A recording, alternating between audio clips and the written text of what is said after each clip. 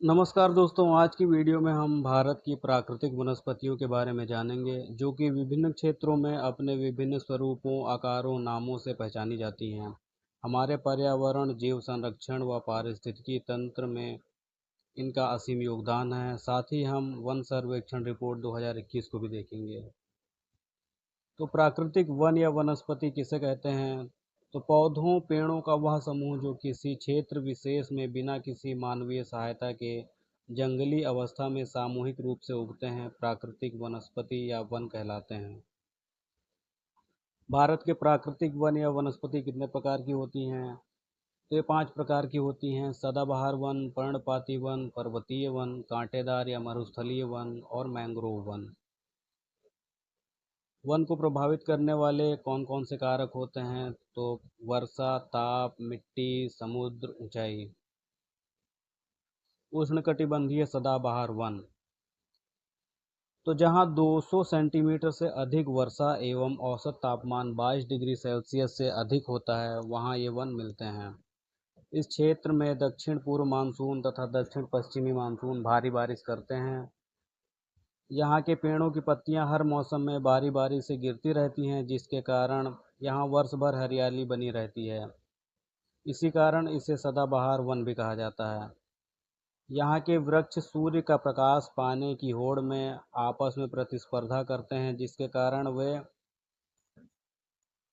काफ़ी लंबे व घने होते हैं। उष्णकटिबंधीय सदाबहार वन क्षेत्र, तो इसका क्षेत्र है पश्चिमी घाट, मिजोरम, मेघालय, मणिपुर, नागालैंड, त्रिपुरा, असम, बंगाल, अंडमान निकोबार, लक्षद्वीप।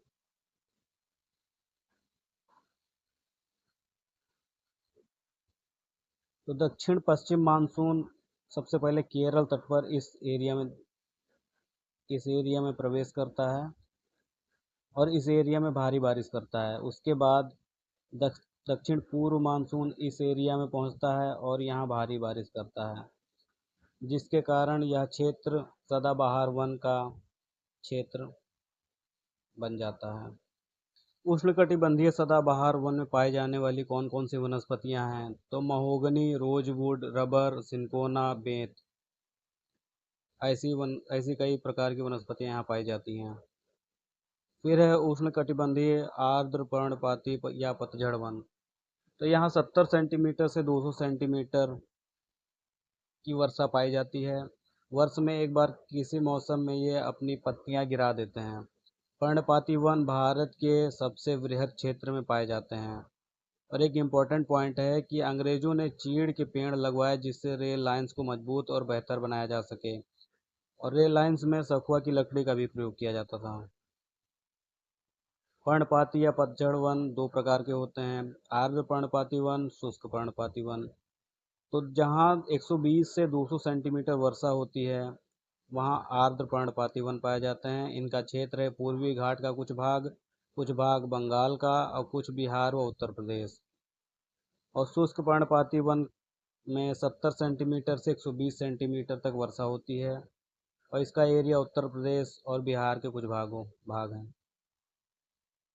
उष्णकटिबंधीय पर्णपाती पतझड़ वन का राज्य क्षेत्र, तो ये दिल्ली, उत्तर प्रदेश, बिहार, झारखंड, छत्तीसगढ़, आंध्र प्रदेश, महाराष्ट्र, तमिलनाडु और पूर्वी घाट के कुछ भागों में पाए जाते हैं।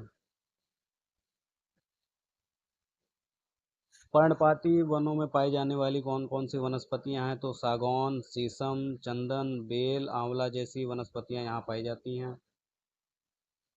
पर्वतीय शंकुधारी या हिमालयन वन, तो हिमालय की ऊंचाई के साथ तापमान कम होता है, जिससे पेड़ों का आकार भी बदलता है। इनकी पत्तियां शंकु के आकार की होती हैं, जिससे बर्फ पत्तियों से फिसल जाती है। 0 डिग्री सेल्सियस पर मॉस एवं लाइकेन नामक घासनुमा वनस्पति या पौधे पाए जाते हैं। ऐसे स्थानों को टुंड्रा क्षेत्र के नाम से जाना जाता है। ये वर्षा के अलावा ऊंचाई से प्रभावित होते हैं। ऊंचाई यहाँ के पेड़ अपने आप को इस क्षेत्र में अनुकूलित कर लेते हैं, जिससे ये लंबे समय तक जीवित रहते हैं। उष्णकटिबंधीय पर्वतीय शंकुधारी हिमालयन वन का राज्य क्षेत्र, तो इसका क्षेत्र है जम्मू कश्मीर, लद्दाख, हिमाचल प्रदेश, उत्तराखंड, सिक्किम, अरुणाचल प्रदेश।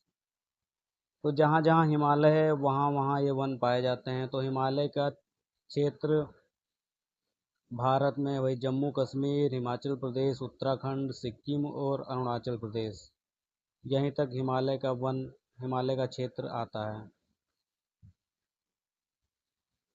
उसके बाद है पर्वतीय शंकुधारी हिमालयन वन में पाई जाने वाली वनस्पतियाँ। तो यहाँ पर ओक, चीड़, देवदार, चिनार, चेस्टनट जैसी वनस्पतियाँ पाई जाती हैं।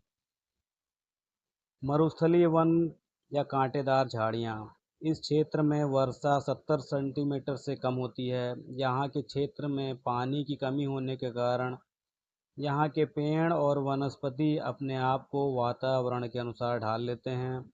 जल संरक्षण के लिए पत्तियों को कम तथा छोटी रखते हैं जिससे पानी वाष्पित कम हो। इनकी जड़ें लंबी होती हैं जिससे पानी दूर दूर से प्राप्त किया जा सके। पत्तियां छोटी तथा नुकीली होती हैं जिससे पानी की बचत कर सकें। ये भोजन ज़्यादातर कांटों के माध्यम से बनाते हैं। मरुस्थलीय वन कांटेदार वन का राज्य क्षेत्र।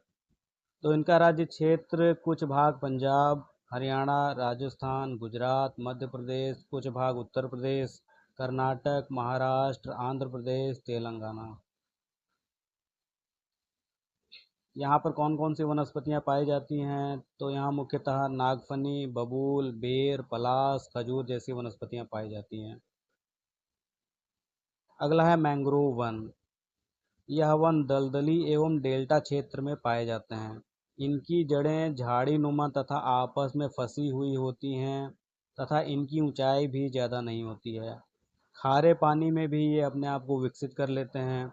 इनकी प्राकृतिक बनावट समुद्र से भूमि की तरफ आने वाले चक्रवात तथा सुनामी की स्पीड को कम कर देते हैं। ये इम्पोर्टेंट पॉइंट है जो पेपर में पूछा जा चुका है।